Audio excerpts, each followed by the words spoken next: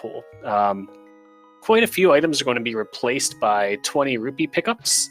That's going to be both male upgrades, the 4th sword, silver arrows, the mirror shield, and every heart after the 14th heart will all be replaced. So those are going to be the maximums that we're working with.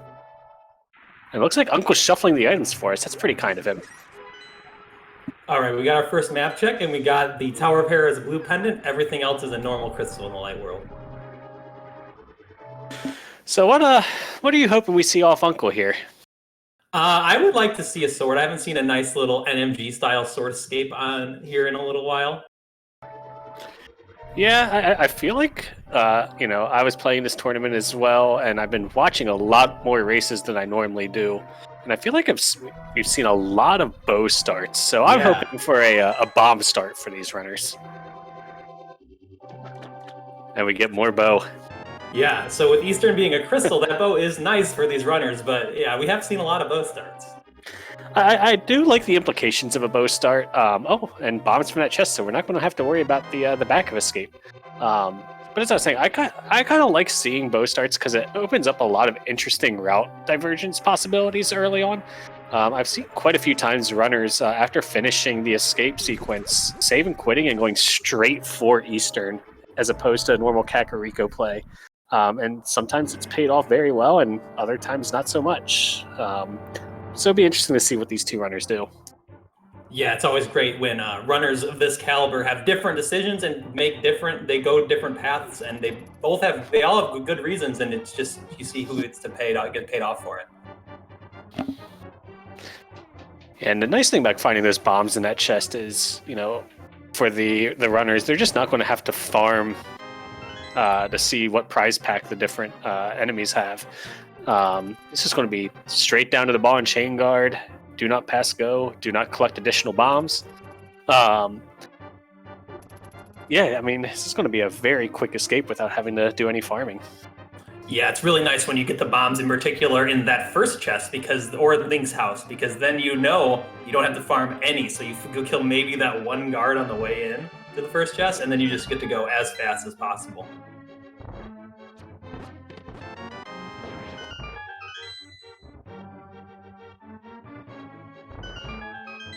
So to your point earlier about seeing some early Eastern plays with the bow, I've been actually seeing some even late, just delaying Kakariko a little bit from a couple of different runners. And I think the thought behind that is just you could get some items that could help you in Kakariko along the way. So you're kind of risking, okay, maybe I'll get a bottle or the flute or something that could help you.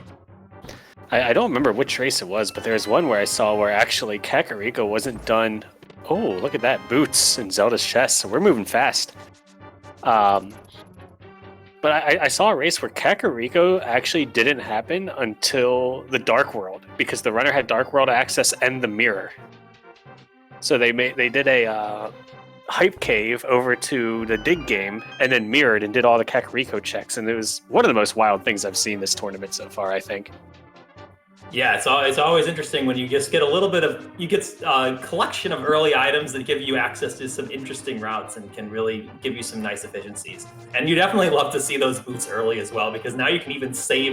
You don't even need to use the bombs you got earlier. You can just bonk into the wall of escape, and you just get to go fast. So this is going to be one of the fastest escapes you'll see without having the boots start, having the bow and the boots this early.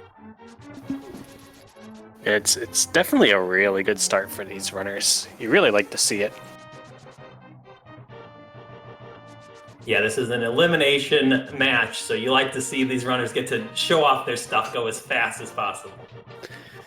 And another consideration with that, though, is every runner has their own strengths and weaknesses, and I can't say that I know these two runners very, very well. But I feel like there are some runners, even tournament caliber runners, that, and hear me out because this is going to sound weird, but prefer not to find the boots super early, if only because they might feel like their boots execution isn't as strong as some other runners. Absolutely, especially, and there's the fire rod, What is even this more stuff? loaded, making the Eastern Palace even easier. It might put Eastern in logic now. Yeah, depending on the big key. But like what you were saying, I totally agree about that boots, especially, so Osse is a very experienced NMG runner, so he But that's one of the big things about NMG is you learn boots movement because you get the boots really early in NMG every time, Right. whereas in a randomizer, who knows when you get the boots? Sometimes you don't get them. So there's absolutely a huge portion of boots execution and definitely a wide range of skills. Oh, that rat just blocking for aim. And plenty of bombs in the back of escape, so even with those early bombs, you know, you always risk running low in the early game, but now I don't think we're going to have that risk for these runners at all. Absolutely. With Kakariko, you have to use at least 3 bombs to check all the locations, with the 4th one if you want to actually get the item on the race game. And then you like to have some bombs for Mini Moldorm Cave and Ice Rod Cave. Though with these guys having the bow and the hammer, it's the only thing you need 2. You're not going to need any to kill the Moldorms, but definitely nice to get this many bombs out of the way. Right.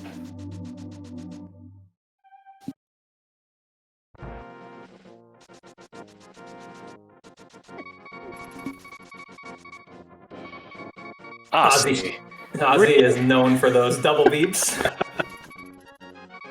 I almost feel like he had to have just taken that damage on purpose, just for all of us.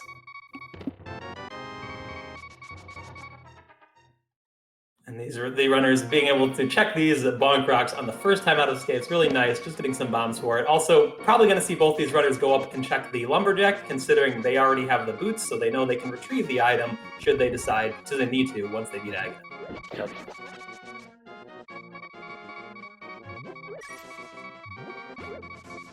And just green rupees from the bush crab, so not very useful crab this run.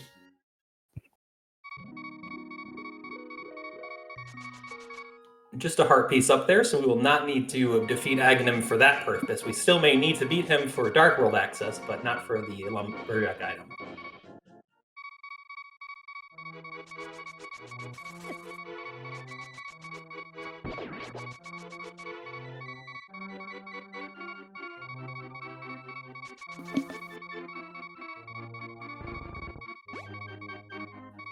Ozzy's showing us bombs on the tier 1 tree pole today.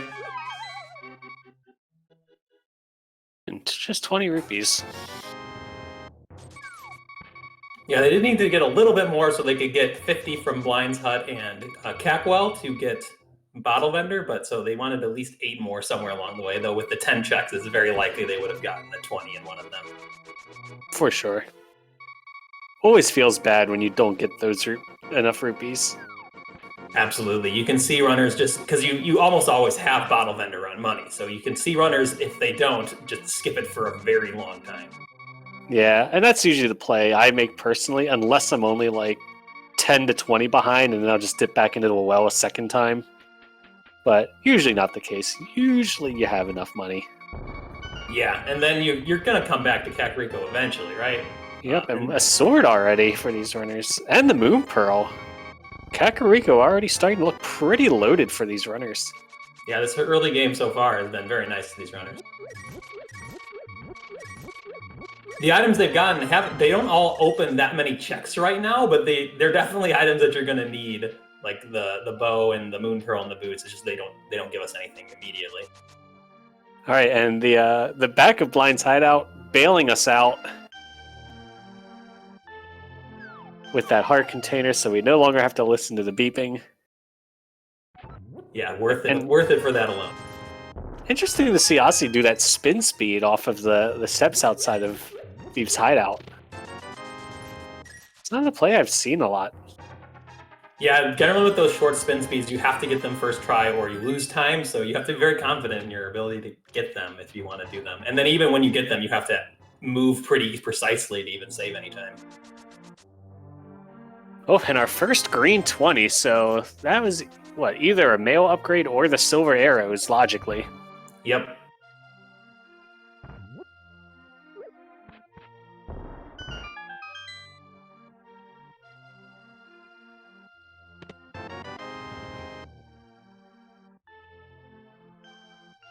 Just some arrows back in that chicken hut.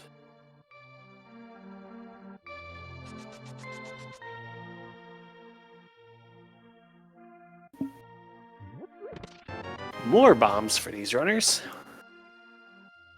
You've gotten just about all the 3 bomb packs that you can find.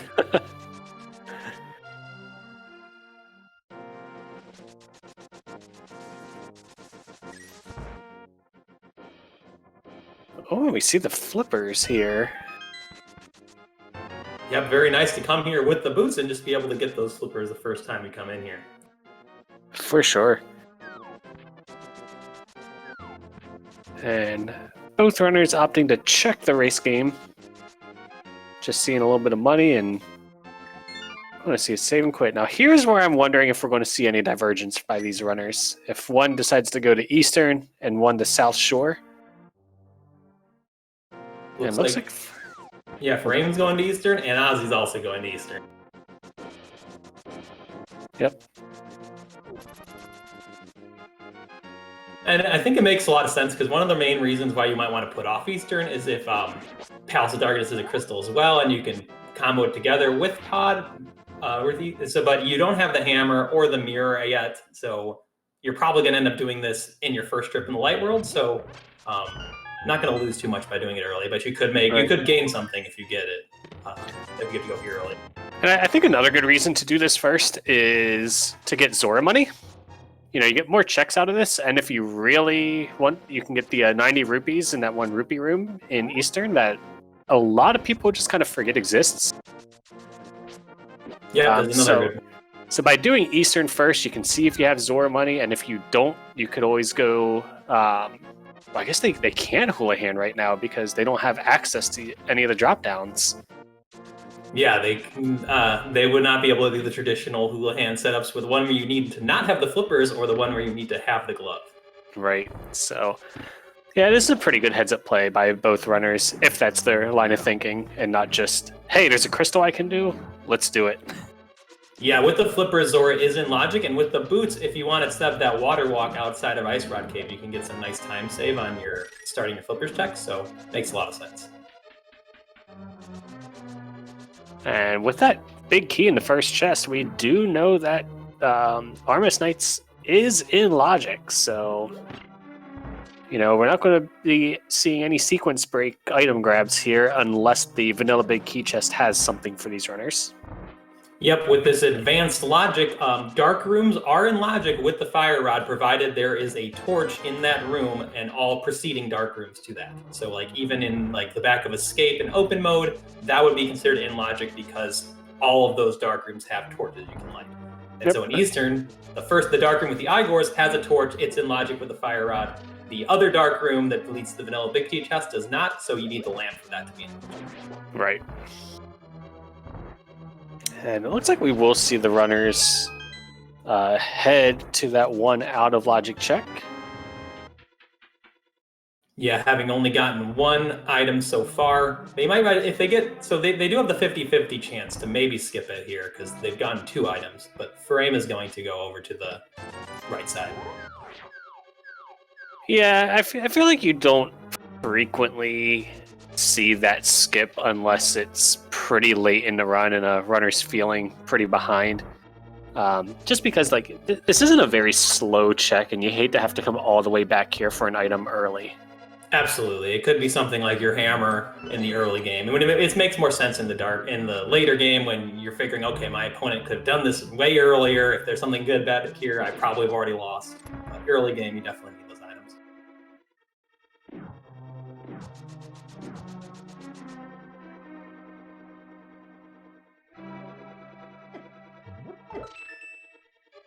And just the Uncle Bombs. Both runners opting to pick up a little bit of the extra health in this room. Especially for Osse, that's a pretty good play since he's out of magic, so won't be able to light the torch in the dark room. And I personally, like I've been getting having nicer execution in this room lately, but I find this to be oddly one of the harder dark rooms. Yeah, definitely. I think what Ozzy's doing when you do it full in the dark is one of the better options, where you try to just get an arrow in the Igor, and then once you've got the arrow in when he's asleep, you can get him once he starts moving. Right. And we do see Furaime going and getting those 90 rupees that I had mentioned earlier, so... Yeah, really taking advantage of the magic for the fire rod, because it's not that easy. You can sometimes get bullied by the enemies in that room if you go in there in the full dark, but with the fire rod, you can collect those rupees really quickly. Somebody saying in chat that picking up those hearts was also a good play for Osse, so we don't have to hear the double beeps. Yes, very true.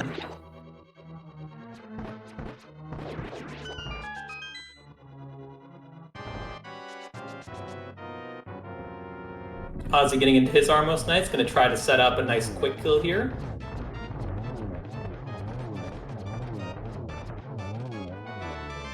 Very nice there, even getting the downward arrow to save some frames.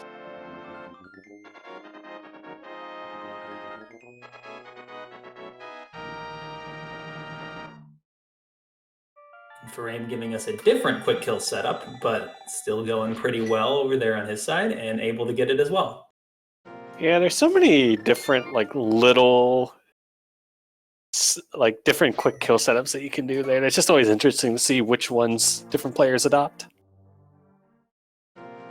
So both runners getting that first crystal. Osse heading down to South Shore. I'm 90% certain that Furame's going to do the same thing. Mainly because I don't really think there's much else for us to do right now. Yeah, I guess the only early thing they could do is they could go from the dam over to Agina. With the boots, it's not as bad, but that's just kind of I would expect them to do South Shore first. Looks like Furaime going to be opting to skip checking the dam first. Yeah, probably saving it to do dam with Agina later, because then with what the runners have, they still need a glove, either 2 gloves or a glove and a hammer for Dark World. Right. And they also need 2 items for Aghanim access, so it's kind of up in the air right now where they're going to have to go to get their Dark World access. Oh, that mini Modorm going the entire way across the room. Yeah, I can't say I've ever seen it do cross both of them. Yeah, I've seen it cross one. Oh, there's a Master Sword, so we could be looking at a potential Aga required seed if we find that lamp soon. Yeah, they've got the Flippers checks, they've got Agana, and then Ice Rod Cave. But they could get something that could give us a little more checks on the way. Oh, for sure. Both runners still lacking the money for Zora. Yeah, they also don't even have a glove to be able to farm this thief here. That would be kind of a long farm to get even for Furaime to get the 90 rupees. You'd have to go in and out 5 times. Oh, but Ice Rod Cave bailing us out, giving us a nice 300 rupees. Both runners will have Zora money.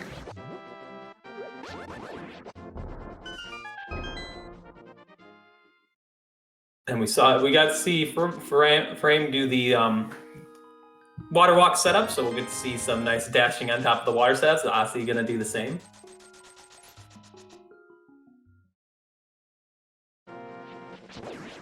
And we have a mushroom on Lake Hylia Island. Yeah, we'll have to see when we get the mirror if that ends up being anything.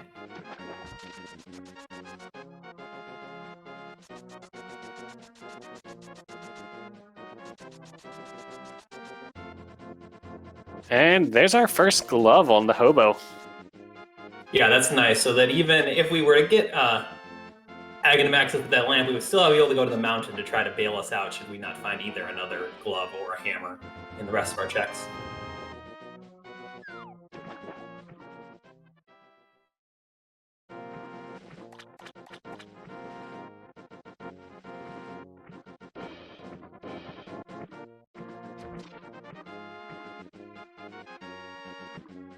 We'll get our first look over in the Zora domain area checks from Furaime. We'll see what's in the waterfall ferry. And there's our hammer for Dark World access. Yep, no need to worry about Aghanim anymore. Yeah, Aga's completely dead at this point. There's no world in which he would be necessary from here. Yeah, no Lumberjack, no hammer behind Pyramid Ferry, no Dark World access.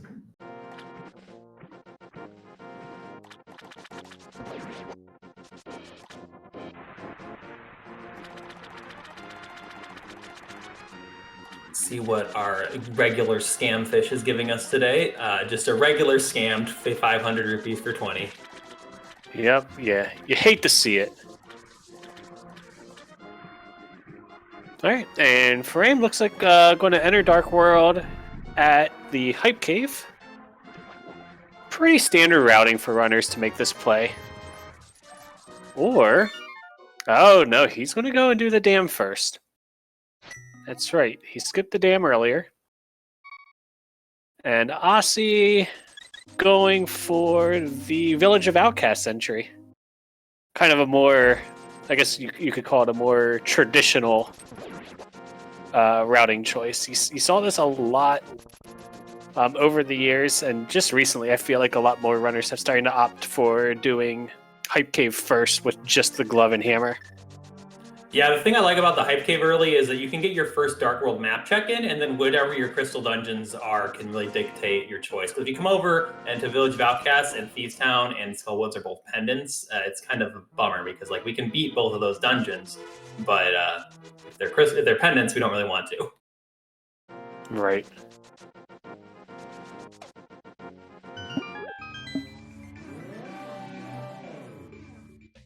I was actually thinking Furaime was going to head over to Agena, but that was not the case. It looks like we have Pendant at Skull Woods with green Pendant at Thieves Town. And then we have 5-6. I believe it was at Turtle Rock. And Swamp. And Swamp, okay. Yeah, so it's what I was talking about earlier, where you come over here. Skull Woods is not as bad because you normally want to dip the front of that, or at least some runners want to dip the front of that, just regardless, kind of treating it like overworld. But then the Thieves Town question, especially with it being green pendant, it's like, how deep do you want to go into Thieves Town? The first 4 are pretty quick.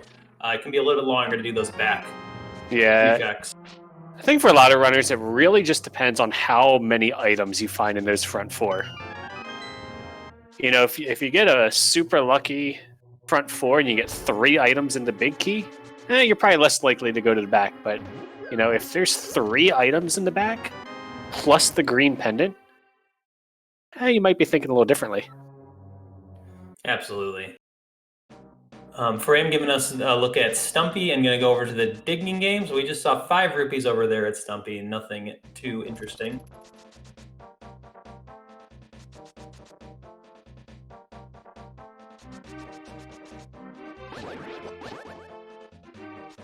And just 10 arrows up on Bumper Ledge, so I'm not going to see that cape really come into play this seed.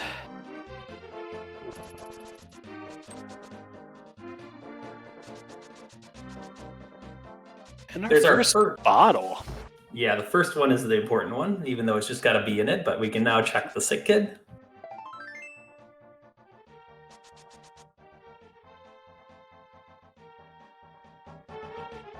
I don't believe did Furaime do Hype Cave over there? Furaime did do Hype Cave. It was not a very hype cave, with the exception of finding our Ether Medallion. All right. And there's our lamp over there. Lamp, very nice. I'm not surprised that Furaime is heading over to do Pod now, especially with the crystal and pendant layout.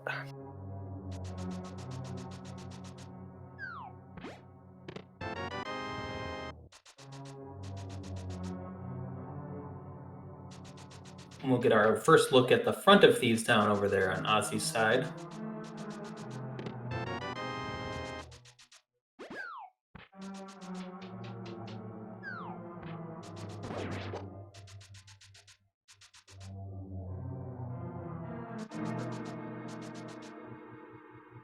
So I believe we saw that the big key was the first item that we saw here in Thieves, right? So we're still shut big out key, in terms of items. Yeah, big key in a map so far. Oh, and there's the ice rod. Definitely gonna need that. Yep, and granted, that's definitely a location that, you know, Furaime's not going to miss that. More than likely. Yeah, eventually we'll go over there, and Ozzy's gonna death warp, probably gonna leave after that front 4 getting 2 items. Yep, 2 items, one of them being a required item. Definitely agree with the death warp here.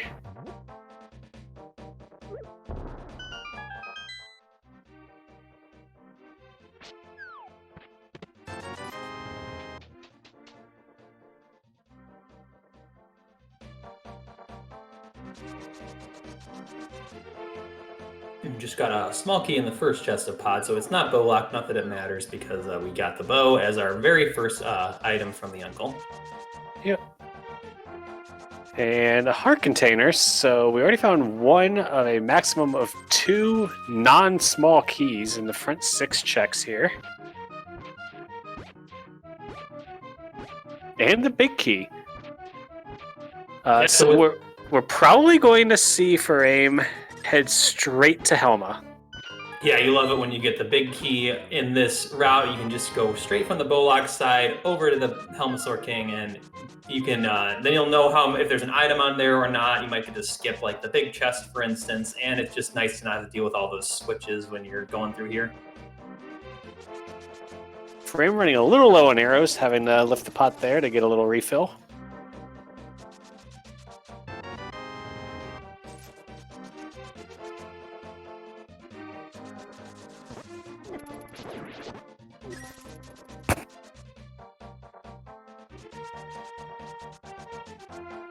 Ozzy's going to make his way over to Hype Cave, going from Village of Outcasts all the way on this long little loop. Yep. And probably see the pod play as well, would be my guess. Makes a lot of sense to go up there. Could also check the pyramid, but pod has so many more items that you might get something to change your mind about even checking the pyramid at this time.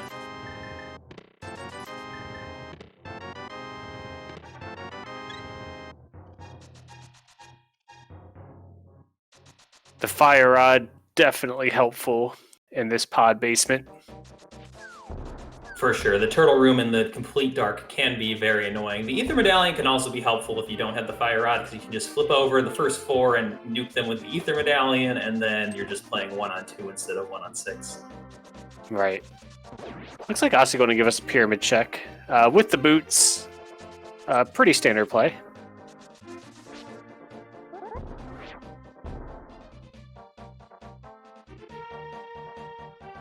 And just 20 rupees.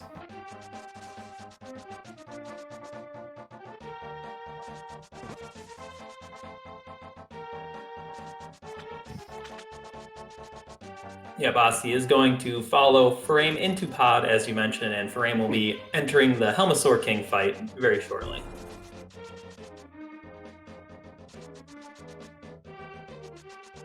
Going to a fight with 6 hearts. Should be feeling pretty safe.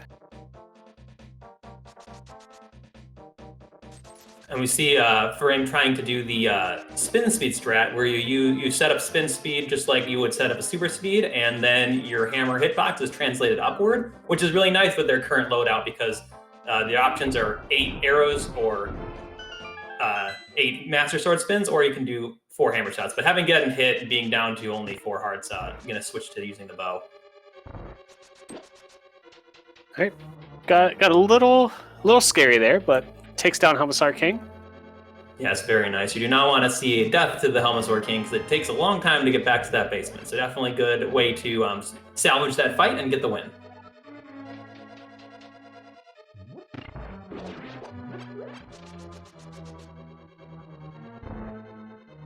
So still 4 items in the back of pod.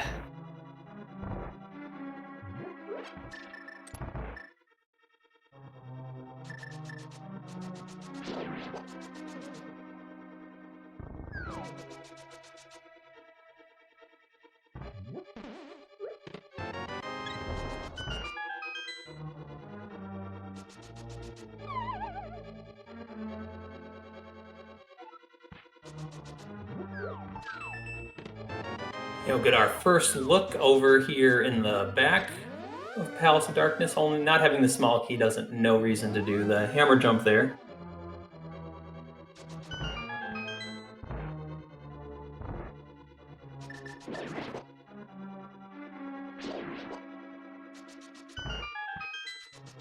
Ozzy gonna have a little bit of an advantage here having the lamp, so won't have to worry about any fire rod shots. We'll just be able to see in these dark rooms.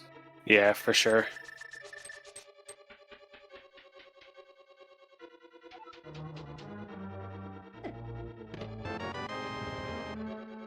And these last 4 chests will have our other 4 items. We have the Red Cane, Cane of Samaria. Yeah. Yeah, so we're just, we need Titan's Mitts and then access to Turtle Rock, and we can beat it. We need either the mirror or the hook shot to get over to that side of Death Mountain, but definitely can start weighing, at least for Ozzy, when he comes over and gets that cane.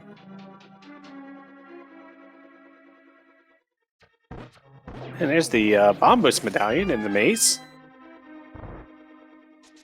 We're gonna need some of those medallions to get into Mire and Turtle Rock. Also, we won't need that for Ice Palace today, having gone the Fire Rod as early as we did, but that is always a factor with the Bombos medallion.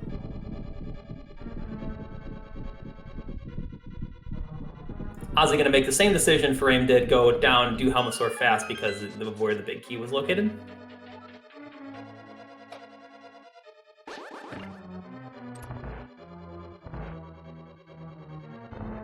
So looking at what all we have, you know, we could find more progression in the back of Thieves Town. I'm honestly not too sure how many items we saw out of Skull Woods when Aussie dipped that. Yeah, I didn't catch that either. We do have the Ozzy knows the mountain is in logic as well, though there is only going to be the 2 checks up there with their current loadout. Yeah, I'm honestly a little surprised that Furaime's going for the mountain check here with just those 2 items being in logic. Yeah, I think knowing that where the pendants are over on the West Dark World, maybe you're figuring, okay, I'm going to get this save and quit point. I don't have the flute. I don't know when I'm going to get the flute. I'll probably need the save and quit point, so it's not a big loss to do it now. And then maybe you'll get something that'll change your mind as to what you do next with these 2.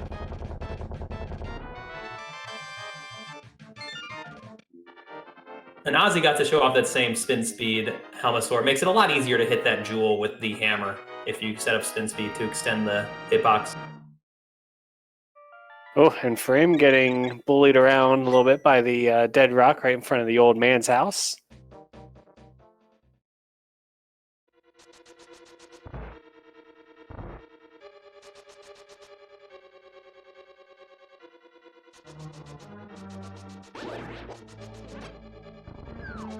So the one thing about Furaime's route is that when he has to make the choice about how deep to go into Thieves Town, he'll have a lot more information about what other items are found. So perhaps, like, seeing that there's nothing up here on the mountain, and already having done the dig game and the Stumpy, if Furaime may be tempted to go deeper in Thieves Town, knowing that there's just not much else to check. Absolutely. I would honestly be shocked if he decides to leave after the front 4, because nothing that you find in the front 4 is direct progression at this point. And your only other option at that point is Skull Woods. Oh, you do have the bottle turn in here, so we're going to see what the sick kid has. This is a new check for us. Yeah, and another one, other than that, Furaime has not checked the Pyramid Ledge and also has Catfish. So it's kind of like, okay, would you rather do back of Thieves Town or walk all the way over to Catfish? That is true.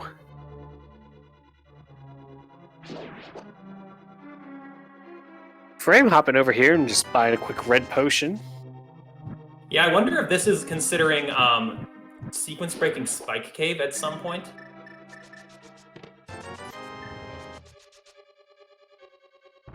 Yeah, not very unlikely at this point. That's kind of thinking ahead.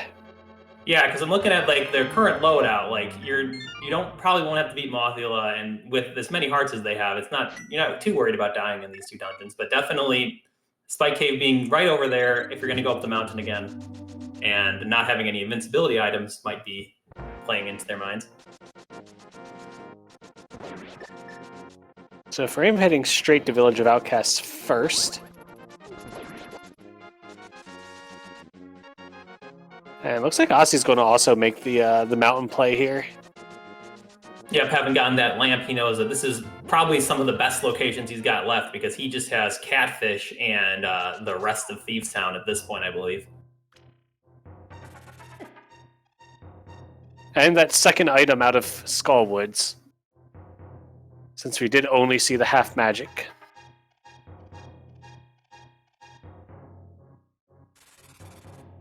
At least I'm pretty certain. Chat's also confirming that.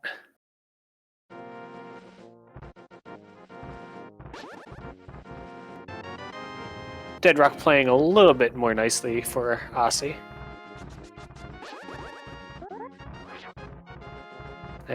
he's going to come up here to Spectacle Rock and also find absolutely nothing.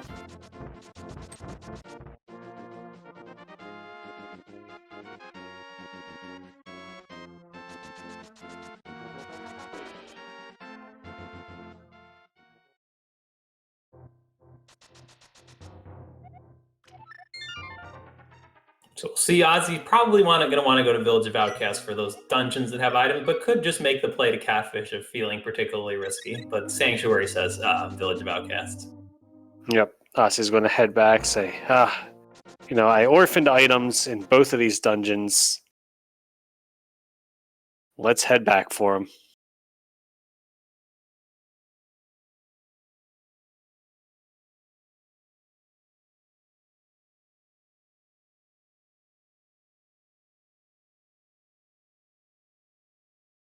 Okay, and Furaime heading straight to the back. Yep, as you predicted, just having not many other better options, may as well go to the back, get this green pendant.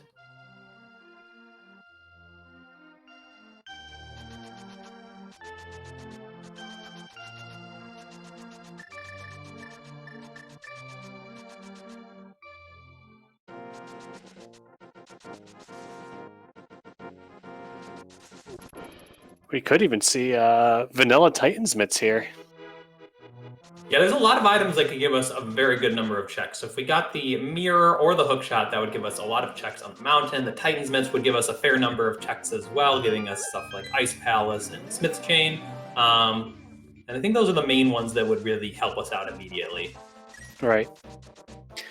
We could also just find small, fetch quest items. We could find a mushroom. We could find powder.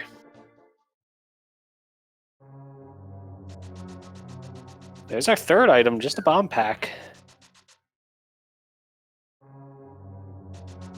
Yep, so we got... Oh, we did find mushroom, right. Mushroom was on Hylia Island.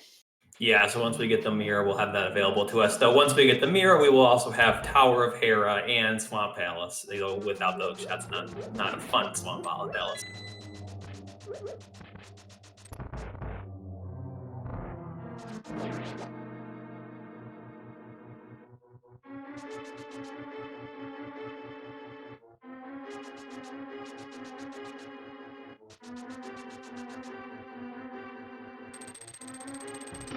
Let's see if we get a key here or if we're going to get or not, to know if we need to do the big chest. So no big chest today. Yep, so we know our fourth and final item will be on blind, along with that green pendant for an additional item.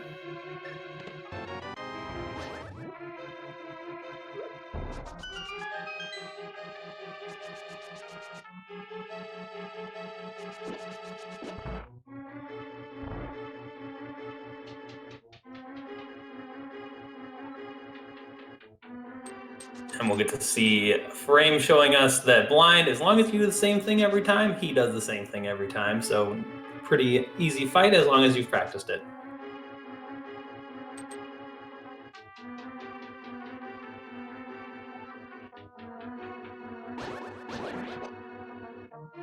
A little bit of hiccups on the last phase, but you get out of here with a win, just a few seconds lost, so feeling pretty good. But we don't see any items yet, just the green pendant.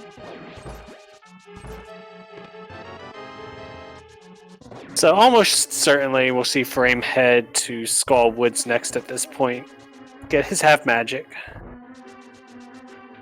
Yeah, having not done the front, it will be a bit more difficult for Ozzy, having already gotten one of the items, because he could do Green Pendant and then Catfish, which is two checks that are not that close together, but they're at least kind of close. Yeah.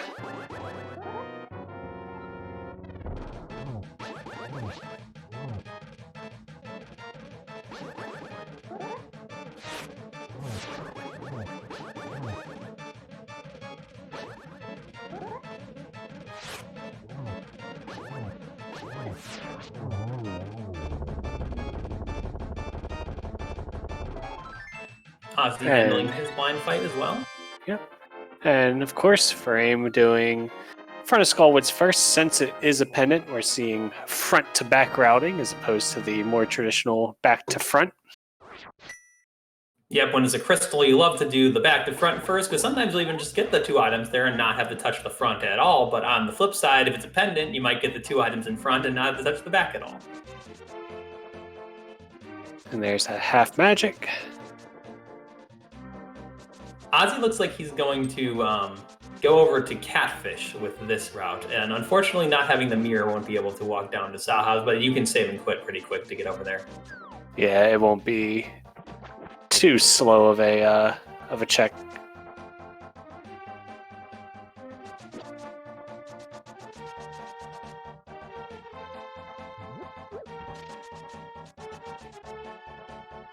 And we are going to see Furaime head to the back to try to find that second item.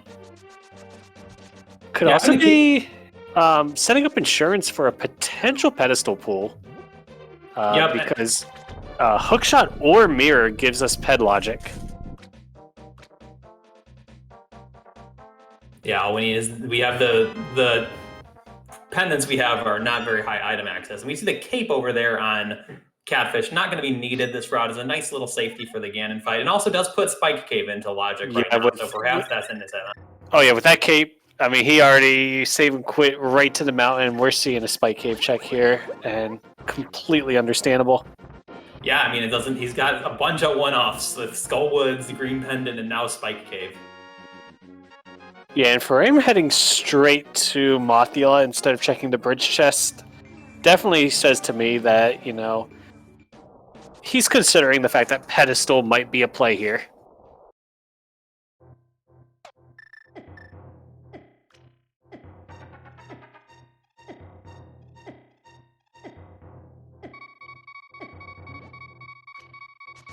And we're getting a little bit more of that that double beep that everybody loves.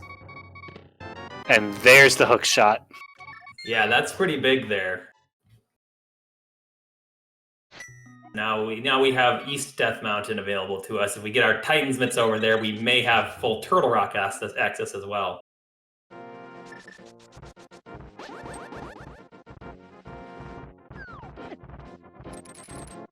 Furaime doing the Mothula fight. Mothula being a bit annoying with his staying up at the top of the screen, but Furaime able to deal with it with that half magic fire rod strategy. Yep. And the second item, just some arrows. Not even picking up the pendant.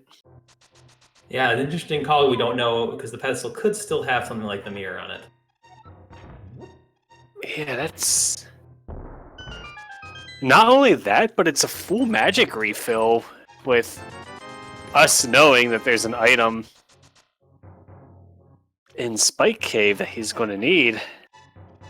Yeah, and the problem is, like, Furaime still needs to go to Catfish to even know that Spike Cave is the play. Like, he has that potion, so he could do it even without the magic, but he doesn't know it's in logic, so it would just be kind of a one-off sequence break.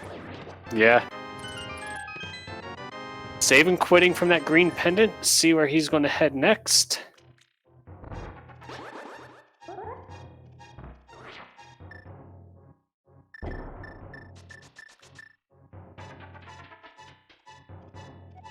Looks like we may be seeing the Catfish play here. Yeah, I think this is the only check left in logic. I believe we haven't seen a Gina yet. But yes, at this point, it's feeling unlikely. We also saw our Quake medallion up there on the floating island on Death Mountain. So we know that even if Quake is locking Turtle Rock, all we need is our mirror, which we already need to be to get to that item, in addition to the Titan's Mitts, but you're not even worrying about getting into Turtle Rock without those.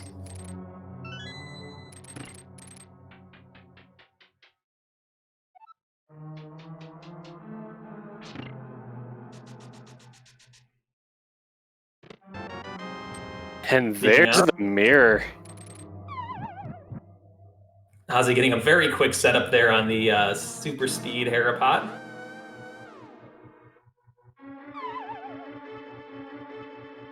Yeah, at this point you're just hoping that the second item isn't in the big chest.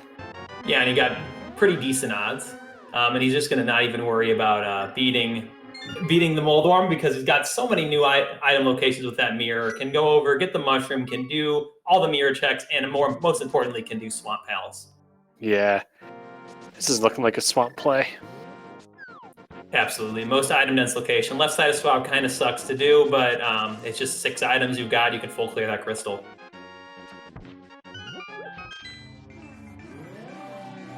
Furaime getting that cape and probably kicking himself a little bit for not picking up that pendant.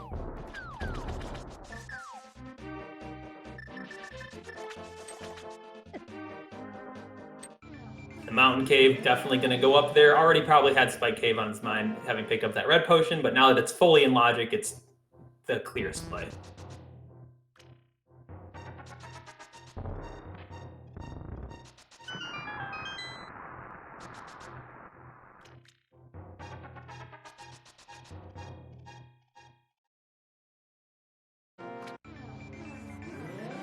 So in terms of items we need, I believe we are flute and mitts from Go mode now. We could need the book if the flute is behind Desert Palace, but other than that, just didn't need our flute and our mitts. Right. Because everything else, everything being Quake, we know where it's located. Yep, so even if we are Quake locked out of Mire and Turtle Rock, we can just go up to that floating island with that mirror in hand once we get our Titan's Mitts, which we won't even need the Quake Medallion until we get the Titan's Mitts, because both those dungeons are locked by the Titan's Mitts.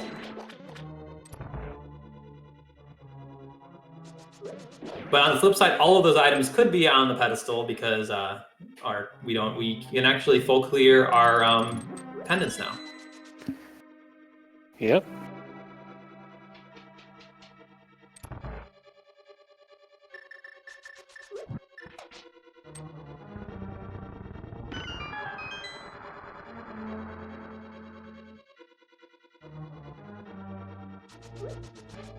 Furaime about to do this paradox cave that yields a whole lot of nothing.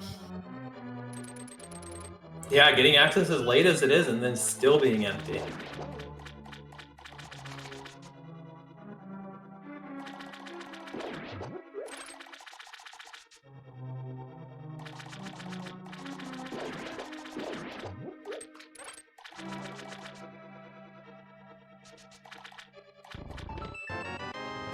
Oh, and there's the mitts. Yeah, that really opens up the whole game to them, basically. We still need our flute to be able to beat the game, but now they have Dark Death Mountain, Ice Palace, Turtle Rock, Smith Chain, tons of locations. You gotta expect with being so close to Go mode that the next play is just going to be beating out those crystal dungeons that they can. Oh, yeah. And we could very well see that flute being at Pyramid Fairy at this point. Yep, the flute can be basically anywhere but the Mire area at this point.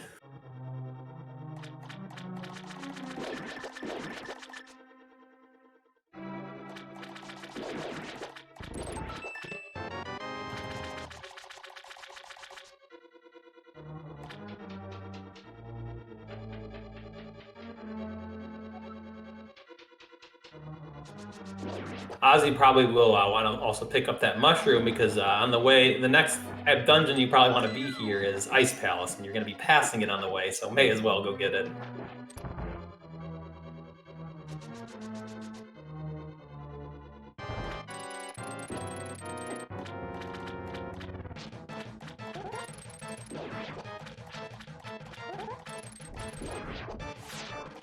Ozzy showing us the double hook shot, double spin strats with the Master Sword, which is definitely faster than the menu fight where you switch between the hook shot and the hammer with this loadout, as long as you can do it successfully.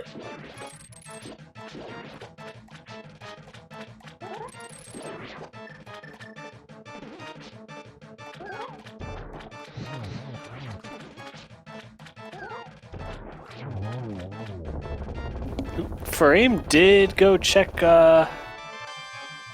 Spiral Cave, which I see left. It looks like Furaime is right on Ossie's heels here, going to head down and do Swamp. Yeah, and we saw Ozzy he's elected to skip left side swamp so far, and with it only being one item and being one item from Go mode, I definitely do not expect to see him go back there anytime soon. Right. And it really comes down to, in this situation, like, I think if you're one item from Go mode and there's one item there, but you've already cleared a lot of the game, you might go back in for it. But right now, you know, you have all of Ice Palace, you have all of Turtle Rock, you have Mushroom Turn-In. We see the shovel here in Cave 45, so we have the dig spot now.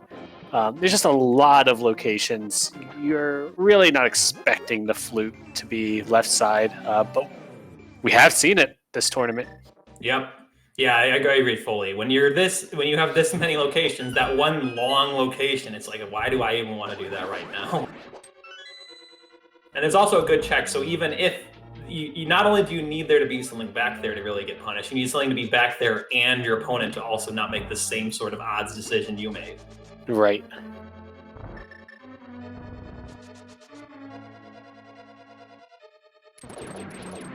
An Ice Palace with the Cane of Samaria over there for Osse is going to be nice and quick with our icebreaker strategies.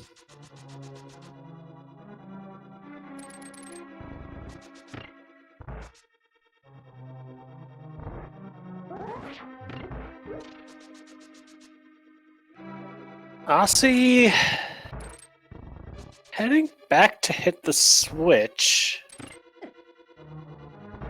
Yeah, not really required unless you're go-moding the dungeon, but... Especially with having gotten the big key in the first chest. Generally, like, a lot of runners will hit the switch just as insurance. For one, it's just, you do it every time, too. If you don't have the big key, you might have to go to the iced tea room just for the big key, which can be annoying, but when you get the big key in that chest, yeah, you normally don't see the switch being hit. Could also just be muscle memory. Yeah, you're never going to really do yourself too badly by hitting the switch, but sometimes you'll mess yourself up if you don't hit the switch when you think you should have. Right. We've already seen 2 out of the 3 items here in Ice Palace, and neither of them being that flute that we're looking for. Yeah, you really love it when you get all 3 items in these 3 chests, because then it's basically your full clear of swamp is around the same speed as a go mode swamp or Ice Palace.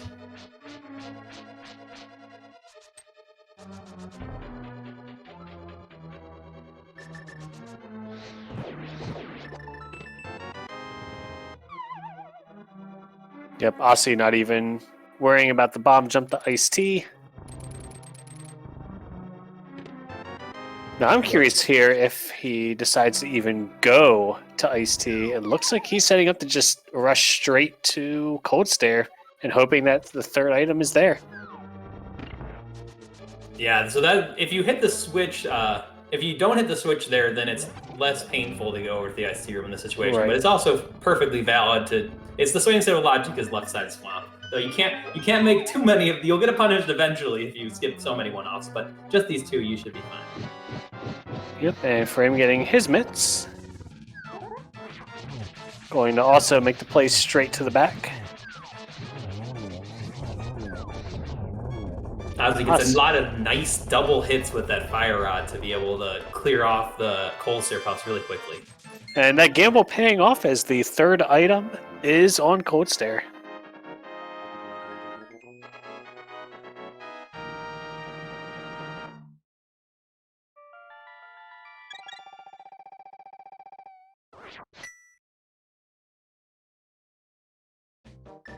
Furaime going for the bomb diver down setup here. Yep. Gets a 2nd try.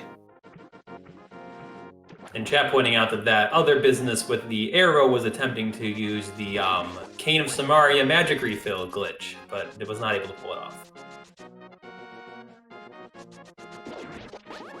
off. Looks like Osse going to go turn in this green pendant.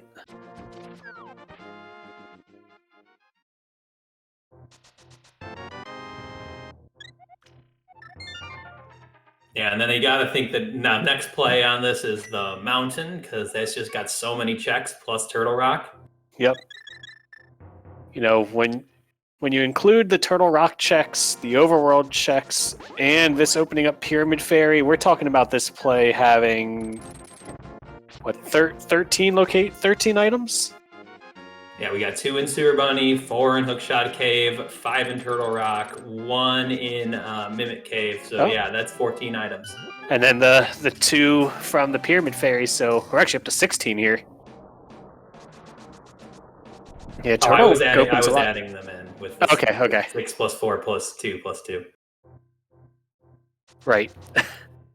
Oh, and also we get to get Quake Medallion for free if we need it. Which you got to figure that you'll pick it up here just because if you need it for Meyer, it's worth the time Right. that you spent. If you had to come up that mountain again, it would be kind of devastating. Yeah, it's a quick pickup for that nice little insurance.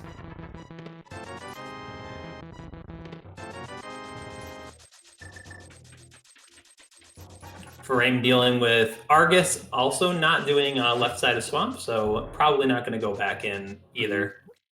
So the question here, if Osse finds the flute in Hookshot Cave, do you even go into Turtle Rock? Yeah, that's definitely a decision that came up earlier in a race, where it's because you got to climb the mountain anyway. So, Right. And we're going to have the answer to it soon. There's go mode at 55 minutes and 50 seconds for Osse.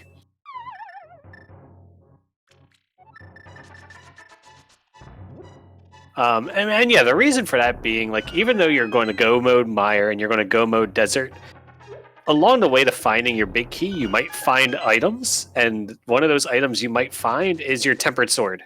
Yeah, I think with just the Master Sword, I think it makes a lot of sense to do what you're saying, where you just go down, activate your flute, and then you come back up here. Because you need to do a mountain climb anyway. No, don't necessarily need to rush Turtle Rock.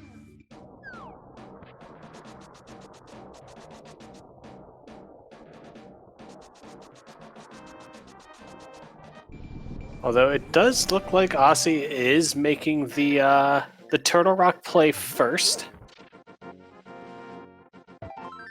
I guess it could also come down to, and I didn't just think of this until just now. Okay, okay. There's the save and quit.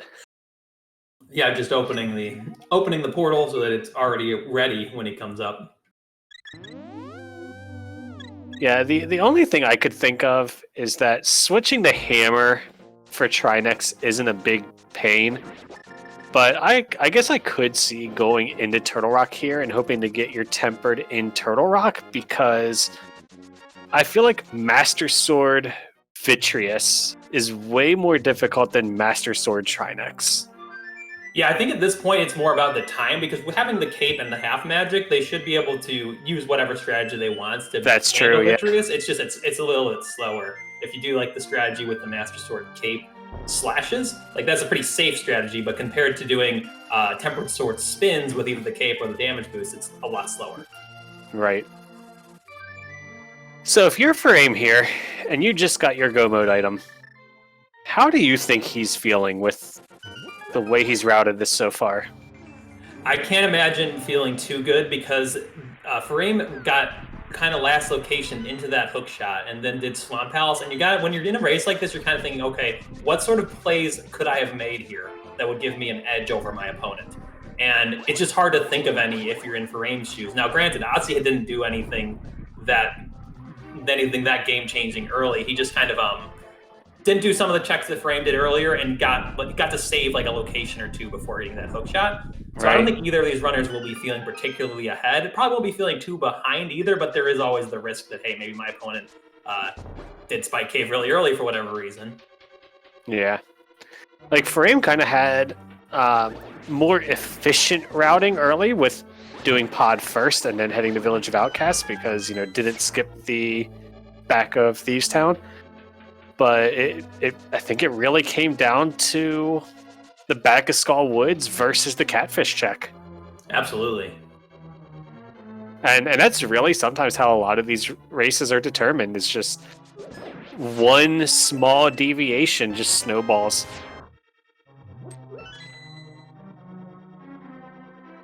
Especially when you got runners that are so evenly matched in terms of skill. Just one little minute time save doing one extra check like back of Skull Woods, that can easily be the difference of the match. Yep. This Furaime showing us over here that bird can be quite annoying with Quake Medallion, because it's immune to Quake Medallion. So you got to hope, yeah, he took the hit there. It always is unfortunate to not have sword beams going in here.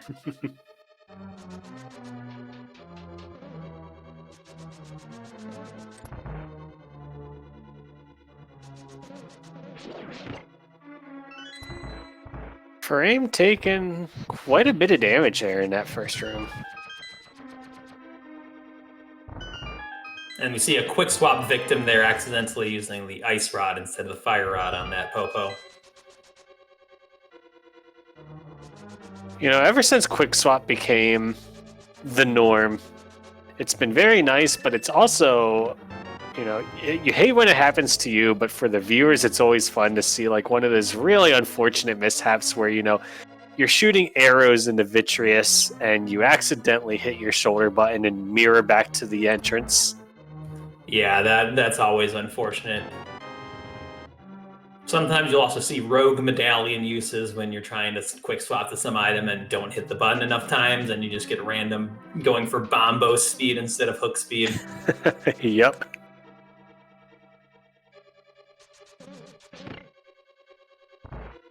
So Meyer Big Key is not in a very nice location today. Looks like it's actually going to be vanilla today.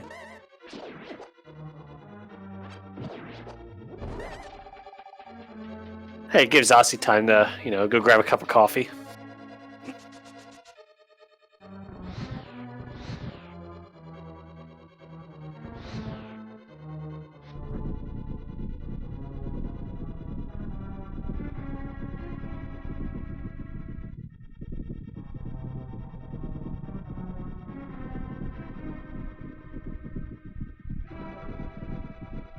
We get our blue cane here. I'm not going to probably see any usage this run considering we've already done Spike Cave, but maybe if the runners want to check Laser Bridge for a Tempered Sword or something. Yeah.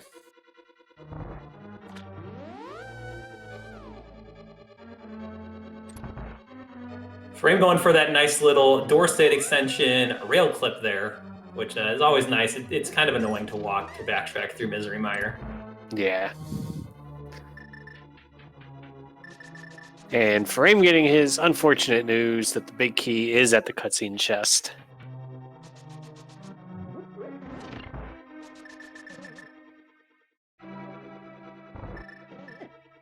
We got to see Ozzy, who did the trick where if you come into the Mire portal at the right position below that rock, and then you kick up some dust while doing the Cane of Samaria there, he'll get to set up his spooky action glitch, which you'll see he'll get to hit the anti-fairy with the fire rod, and it will it should update the it should accidentally hit the switch in the room above, but it looks like it was a little bit off in the placement, so it didn't work for him today.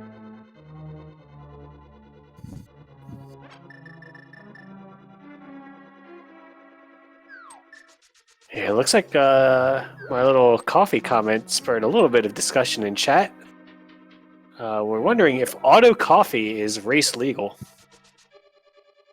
We'll have to get in touch with the Racing Council for a verdict on that one.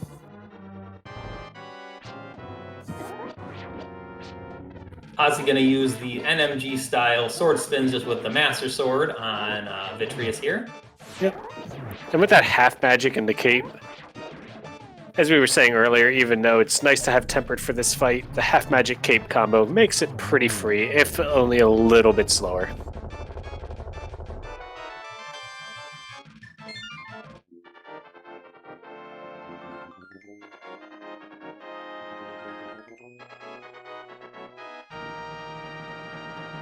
So Ozzy's probably going to go right over to Desert after this, get his 6th crystal there, and then probably climb the mountain. It looks like Furaime was able to set up spooky action, so... Yeah, it's a really cool glitch to see, and not actually that hard to perform, so provided you don't do something like use powder in this dungeon. Yep. And this is one of those dungeons that tends to be a pretty prime candidate for powder usage. There's just a lot of damage that you can take here pretty easily. Yeah, the good thing is that anti-fairy right there, you can either powder or fake powder after doing spooky, and your magic's already almost gone, so it's really nicely placed there.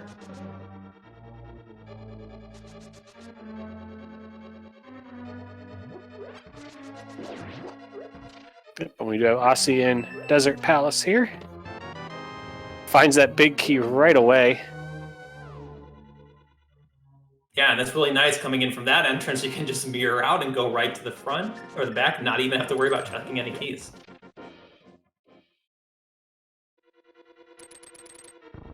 And Furaime was able to deal with Vitreous, getting his 4th crystal.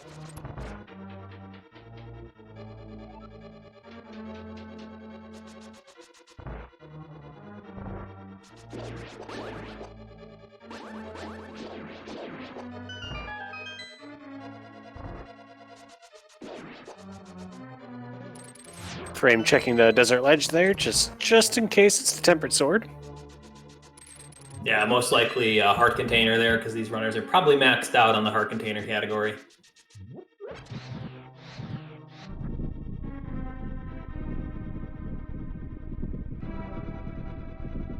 And we'll get to see Ozzy go into the Land Molas fight, having half magic and the fire rod. This should be a nice and quick fight. For sure.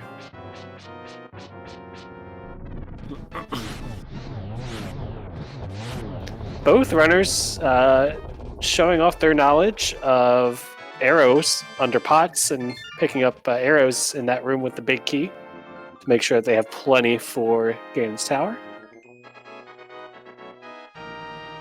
Yep, and Ozzy was able to dispatch those land molas really quickly, getting his 6th crystal. Now just gotta climb up the mountain and beat Turtle Rock, and then we'll be off to Ganon's tower. Yeah, and the nice thing is it's Gomo Turtle Rock, aka normal Turtle Rock. Yeah, you get to skip maybe the big chest and Mimic Cave and maybe the lava chest. Laser Bridge, yep. Yeah, and maybe Laser Bridge. Chest. Like, the best Gomo Turtle Rock is only a little bit better than normal Turtle Rock.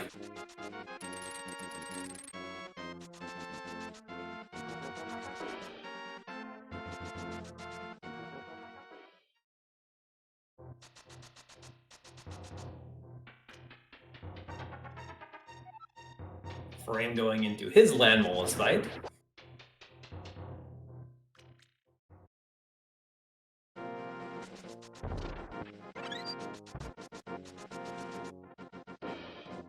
Running a little low on magic, going in for a 3 cycle.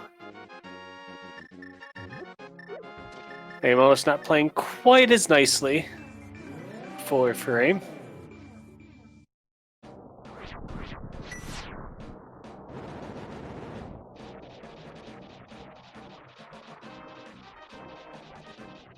And there's that 5th crystal. Yeah, so Furaime has not done Ice Palace yet, so probably going to have to go over there first before you climb the mountain. Luckily, go mode Ice Palace with Icebreaker fairly quick. Yeah, and especially he's going to find that big key in the first chest if he elects to open it. Yeah, because you might even decide, I'm in go mode. Without the sword, I think it's a quick enough check. Yeah. You can get it, hoping for Tempered Sword, and then being pleasantly surprised with the big key and get to skip hitting the switch.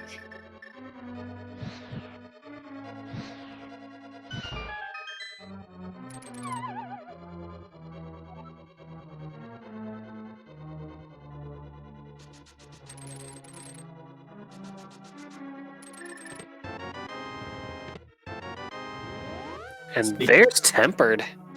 Yeah, you're definitely happy to find it there, knowing that you're going to have a nice, easy gauntlet fight and Ganon fight comparatively, especially when you're a runner like Ozzy, who's very experienced with the NMG gauntlet, so you can just kind of muscle memory through how you normally do it.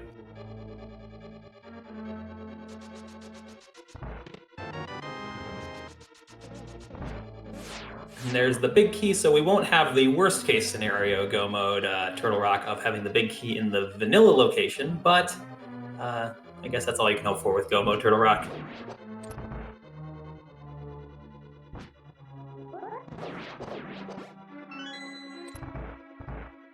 Yeah, and Furaime skipping the big key.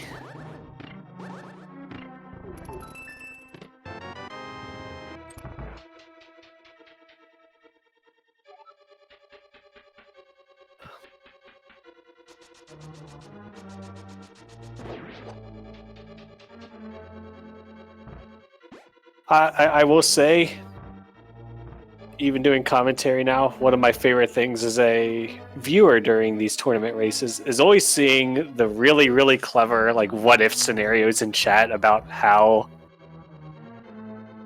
you know, it's still anybody's race. Yeah, I gotta build suspense. And really, until you walk across that bridge after the Ganon fight, and hit done, the race is not over.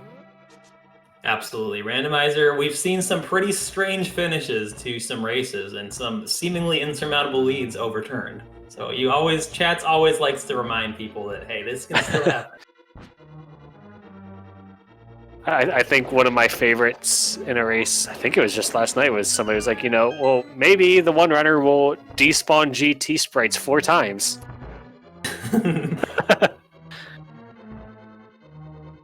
Conversely, chat will sometimes declare a race to be over within the first 20 minutes of the race.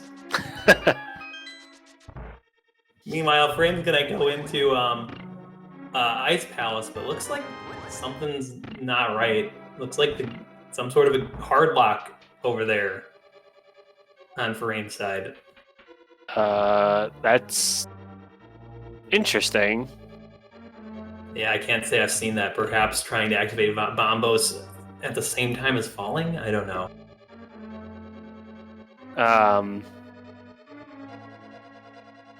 And additionally,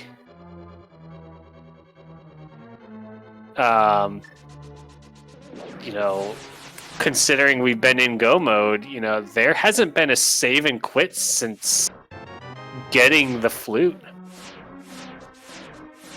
Yeah, so this would be kind of impossible to imagine coming back from if you had to redo Misery Mire and Desert Palace just to get back to here in Ice Palace.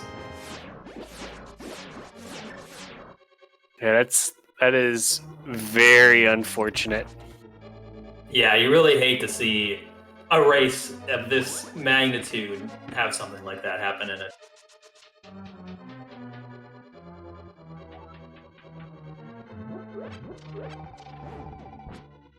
Yeah, and it looks like they put it up on the screen there.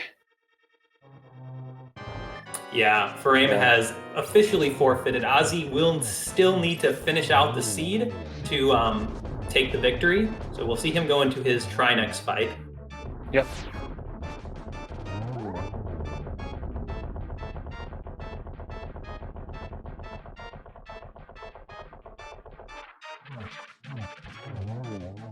Gets the quick kill on the Trinex main head, so very nice fight there by Ozzy. And Ozzy will be collecting his 7th crystal, so it is a bit of a somber moment seeing the forfeit like that, but we can still have our fun and guess where the big key is going to be. So get your numbers between 1 and 22 to where you think the big key will be. And there's no bot to officiate this game, so you'll have to keep track of your imaginary internet points. Perhaps you can send a mail to the race council saying how many points you got from this, but that's on you.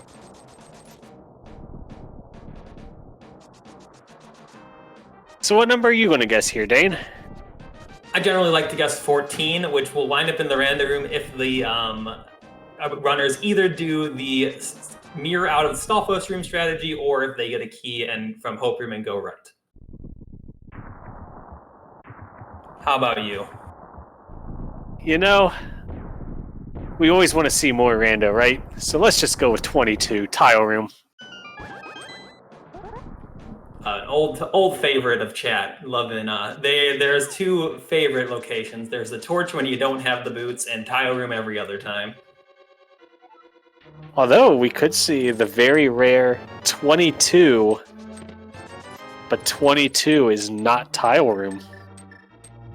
Yeah, you can see that sometimes if you've got something like the fire rod missing and you don't know how to do the bomb jump, or maybe the hook shot missing and you know you're going to need that because you can't hover.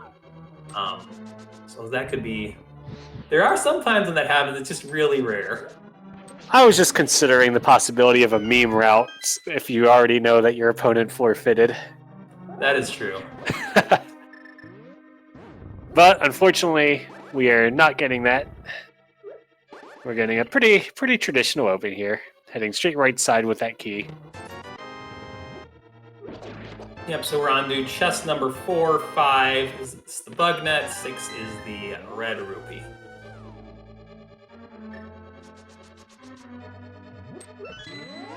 So in chat we have the question, why Furaime forfeited? You can actually see on the screen there, Furaime's stream is not frozen. The game hard locked. And we see check number 7 there is just a red 20. Yep.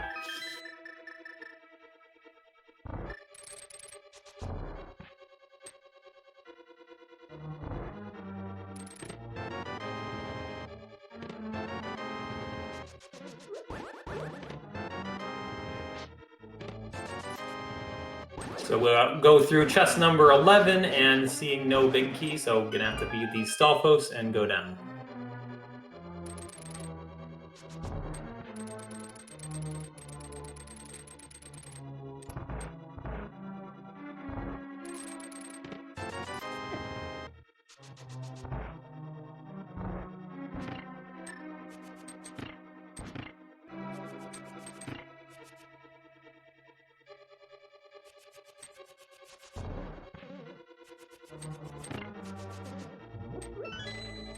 And we also saw chest number 12 there, not having the big key either.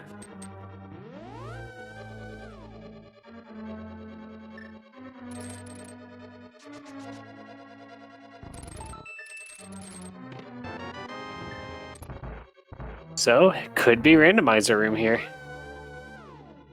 Yeah, we'll see if we get check number 14 or not.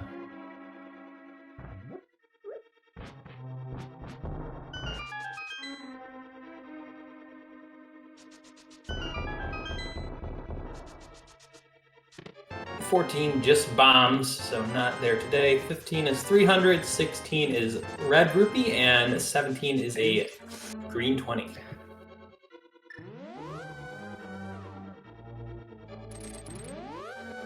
Every chest being open puts a tile room closer and closer. Yep, as the game as it goes on, chat can keep their hopes up to get to 22.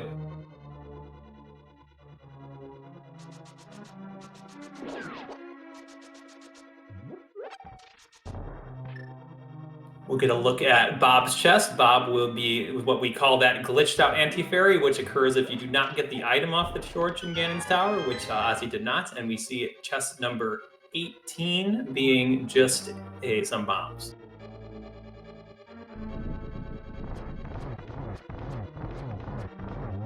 Going for the ice almost quick kill here.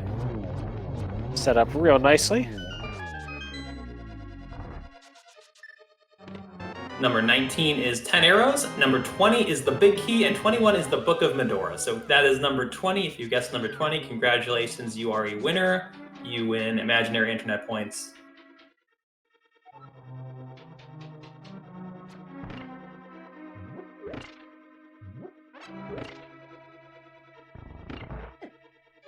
Ozzy gonna go into his gauntlet and just try to get through this as quickly as he can.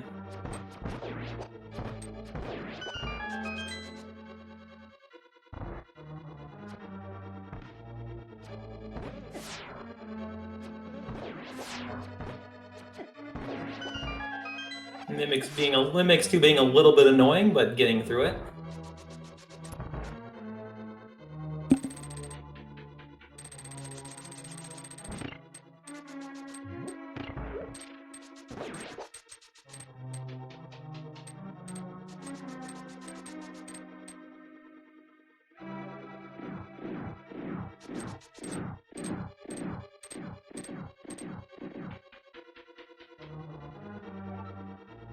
All right, Ozzy's going to be going into his gauntlet at the top. And this, like I mentioned, Ozzy, good NMG runner. It has lots of experience beating these rooms with this loadout.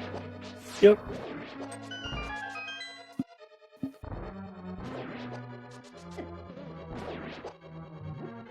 And then this is probably my least favorite room in the gauntlet. So much can just go wrong in this room. Yeah, this one and then this next one here, which is the same idea with ice. So this one, nice thing about this one is that a lot of good RNGs you can just do what Ozzy did and dash through and swipe that one. Yeah, like these last two rooms always seem the most daunting for a newer runner, but they tend to be the two that play the nicest RNG-wise. Yeah, because it's really the first, you can kill the Stalfos and that first Zazek pretty consistently no matter what they do. And then that second one, the second Zazek can be a bit annoying sometimes, but oftentimes behaves. But then you got the 3 Zazeks, and they can go in a bunch of different annoying ways. Meanwhile, these rooms, as long as you have the Cane of Samaria, very nice. Yeah, they can be a little rough for some runners without the cane if you aren't familiar, especially that first one with the layout and where the invisible floors are located. Yeah, it's normally like it's so rare that you can get here without the Cane of Samaria that generally what I would do is I try to menu to it, but then I see I don't even have it, and then I'm like, oh crap, what do I do now?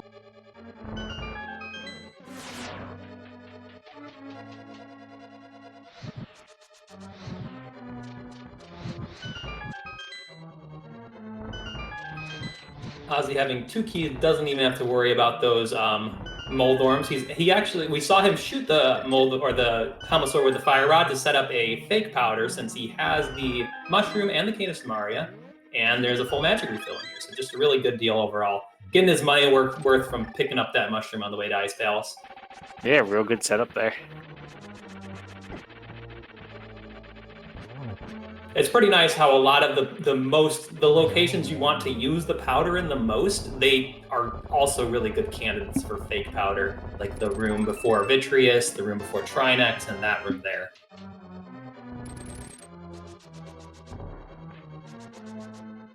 There are some MMG runners who will just use the mushroom for safety rather than getting powder because those locations are just such good candidates for using fake powder.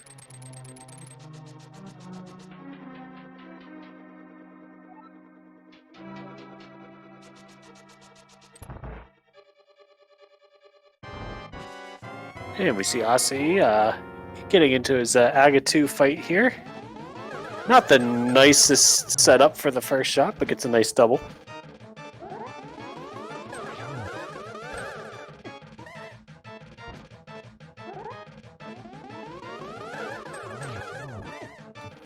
That could have been a nice triple to close out the fight, but Aganon decided to give a blue ball there.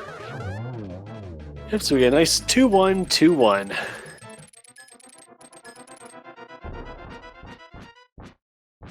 So Ozzy's just a Ganon fight away from making it into the main bracket. Alright, so I'm going to put my chat hat on here for a second. If Furaime resets and starts now, and Osse falls about 23 times in Phase 4, we still have a race. That's true.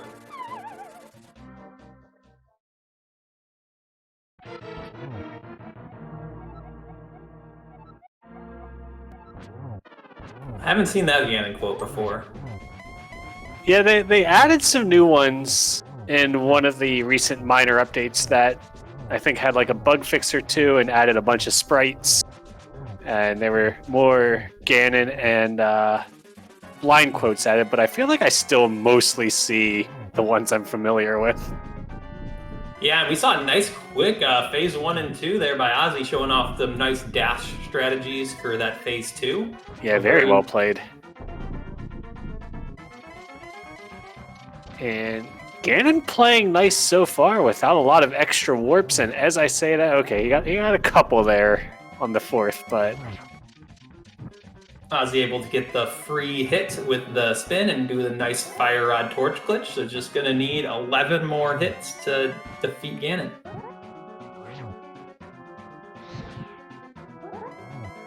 Yep, and now setting up for some triples.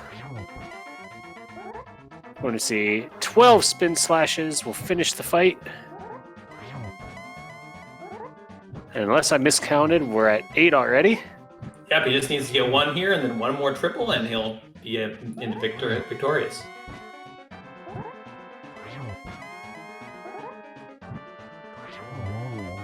And down goes Ganon, so just needs to cross over this bridge, and Osse will be our winner, and we'll head on into the main bracket. So get your GGs in chat for Osse. Very nice run by him. Really very nice run by both of our runners. It was just unfortunate what happened to Furaime there at the Cold Stare fight. Yeah, I really hate to see it, but definitely give these runners both a follow. They put on a great show. Both excellent runners in this game, always putting on good shows whenever they're on stream. So really entertaining game. Definitely shout out to these runners. Yep, and Osse finishing with that official racetime.gg time of 1:24:23. Looks like we're going to try to get both these runners in for an interview, and we are currently joined by Osse. GG's. Hey, GG.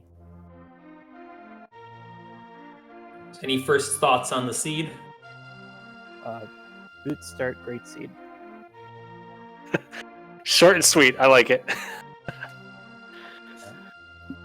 Like my matches with Plasma Kappa had really late boots, so I didn't like those ones. But then this Furaime series was much better with earlier boots.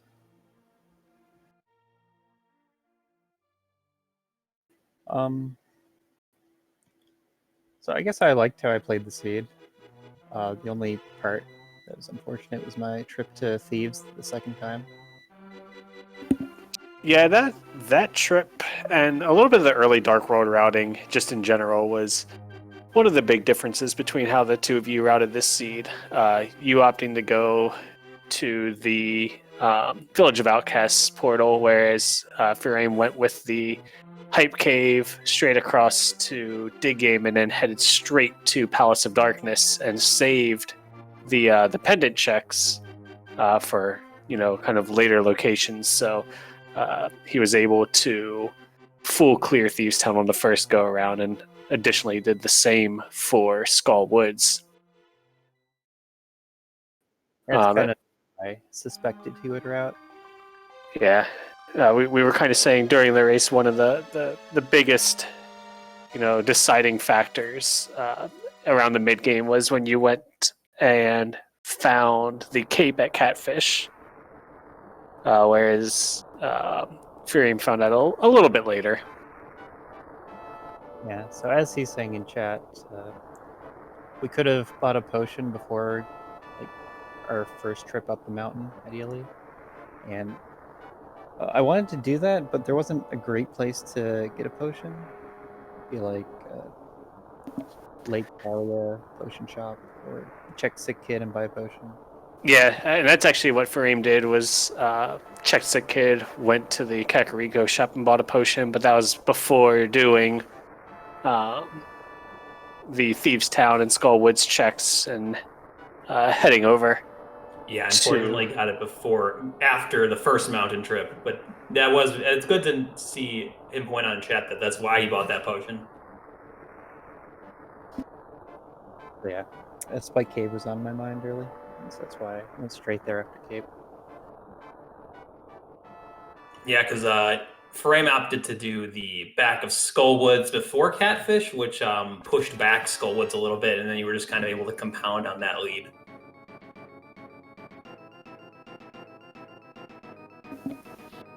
And all in all, it seemed that lots of different rando seeds have very different routes, but this one felt pretty linear in the way the progression wanted you to move. Yeah, we got blocked by the hook shot, pretty much, and then that led straight to mirror to mids and then to go mode.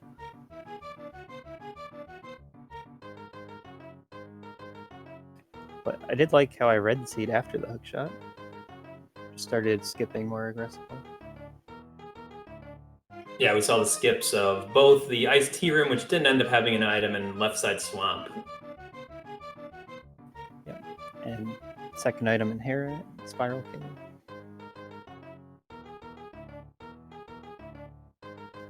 Mirror checks. Yeah, and those were a lot of checks that Furaime did that also allowed you to kind of build up a little bit more of a lead there. Not so much second item in Hera, but Furaime did check Spiral Cave, Cave 45, which led to the shovel to do the dig spot. So there were those few extra checks that he was able to do before heading into Swamp Palace and finding those mitts, because similar to the way you routed, once he received those mitts, it was pretty much a beeline straight to the flute for go mode.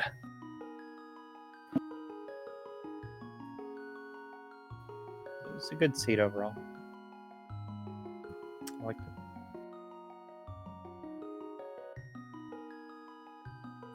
All right, so thanks again for doing this run. Do you have any closing thoughts before we head on over and get ready for some of the next matches? I guess not really. GG Furaime. Yes, definitely good games to both of you guys. Thanks again. And yeah, I definitely shout outs to our tracker today. So definitely give our tracker a follow. 2D tones, and shout outs to my co-commentator Ninjebro. Did a great job here with me in the booth. Gave some great insight, made the seed real fun to commentate and watch. Yeah, it's been real good doing commentary with you as well. I know you did mention, we got a couple more races going on this afternoon before closing out the group stage. So for those of you that want more rando, both races that are upcoming will be right here on SpeedGaming. In about 30 minutes at 3:10 p.m. Eastern, we have Brewers fan JP versus Humbug for their Game 3. And about 2 hours after that, at 5:10 p.m. Eastern, we have Dr. Marty Zero versus Ganon's Gone Wild for their Game 3. And then that will be the end of the group stage for this tournament, with the bracket stage starting tomorrow.